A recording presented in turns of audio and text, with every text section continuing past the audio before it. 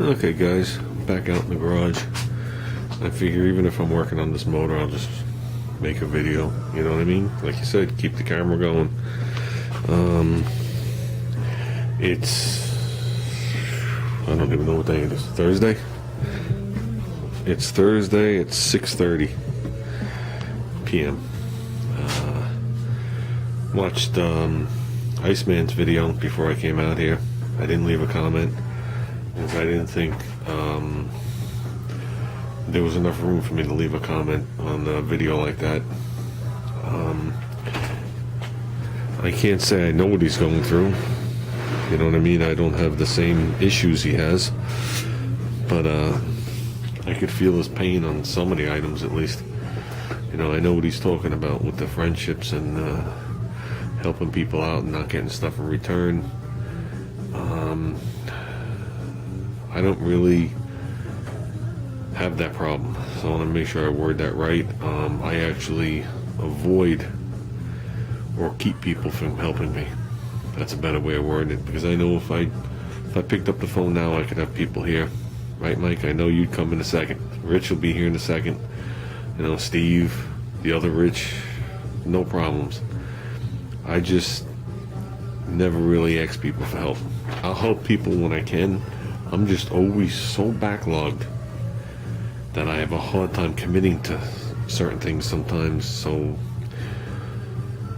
I guess it makes me feel better inside if I don't ask other people for help, even though they want to help me. You know what I mean? Because if they want to help me, or they continue to help me, and I can't help them when they need the help, then I just feel really, really crappy. So there's a lot of times even though I could use some help, I won't accept the help, only for that reason, because I really don't want to screw anybody. And usually when it does happen, it's never really intentional.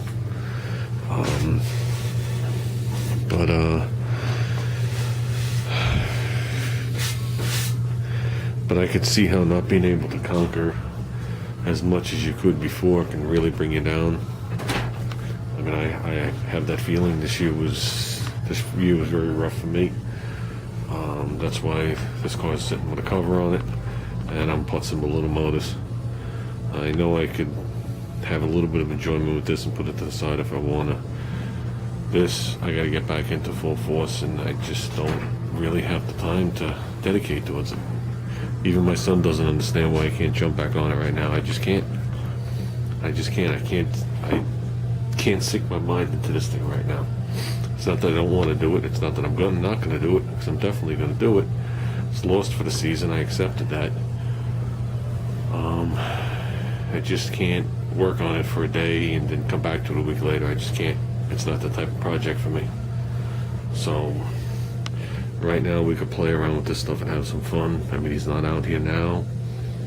He has somewhere to go with his mom. So we're still waiting on the gaskets.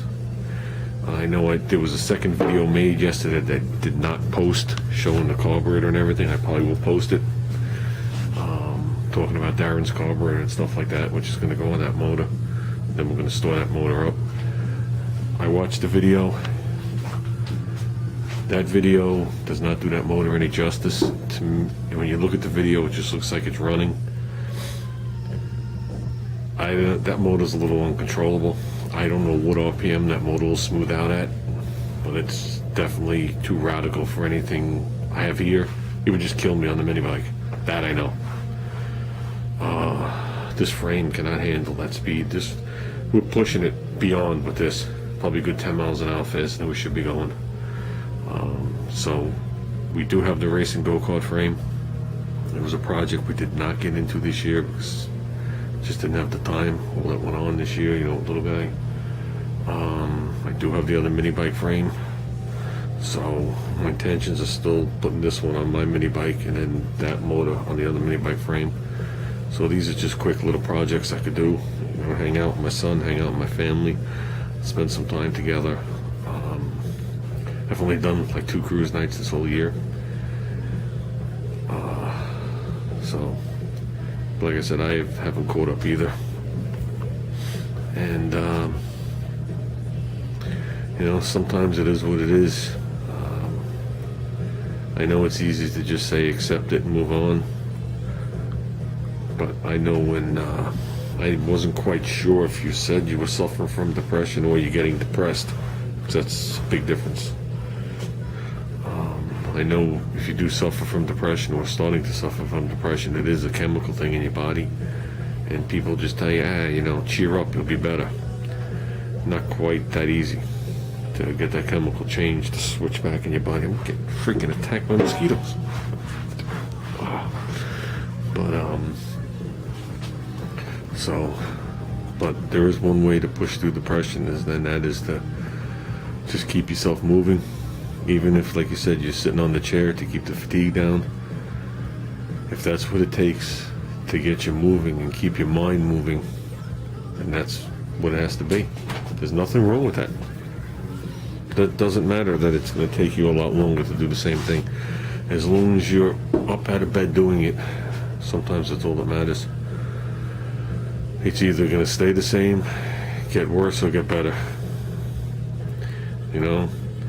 I don't know if Mike, if you're listening, I've always listened to the advice you gave me. And Mike's advice always is don't worry about the things you can't control.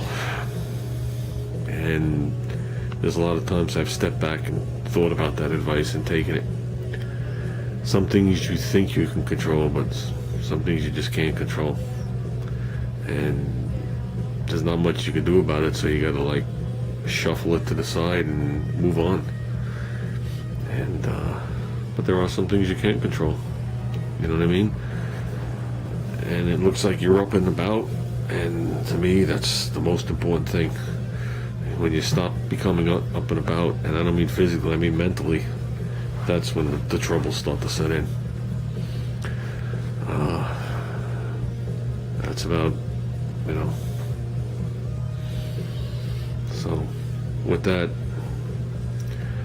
I didn't want to come out here tonight. You got me to come out here tonight.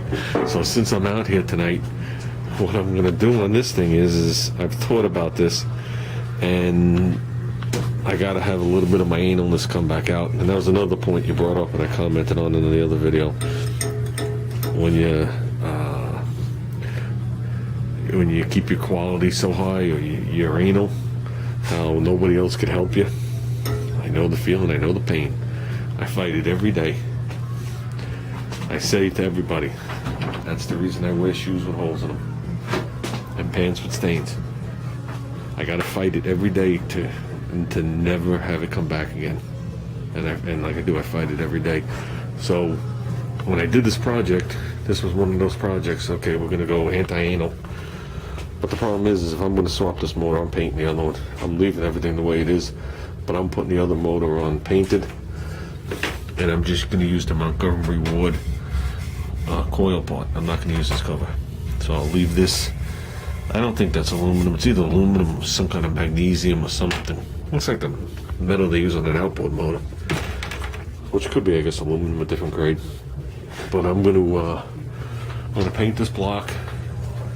Paint the head. I'm going to paint this cover because I don't see anything wrong with the cover. I'll pull this guard off. Put my thing on here. Paint the tank, just clean off the dirt. Like I said, that's 10 years of sitting in the guy's garage dirt. And that's gonna be about it. Just make it look presentable. So, that's about it, guys. Plus I need this for that. So with that, the head's coming off. And the carburetor's coming off. So I gotta, like Junior got gaskets for here. I gotta pick myself up a head gasket. They're under $5. I bought them before. So with that, I'm going to tear this cover off. Like I said, Iceman, just keep up the faith. I don't have an answer for you when it comes to your friends helping you or you helping them. I don't know if you should ask or not ask. I don't ask. That's just the way I am. So, well, let me move on to taking this apart.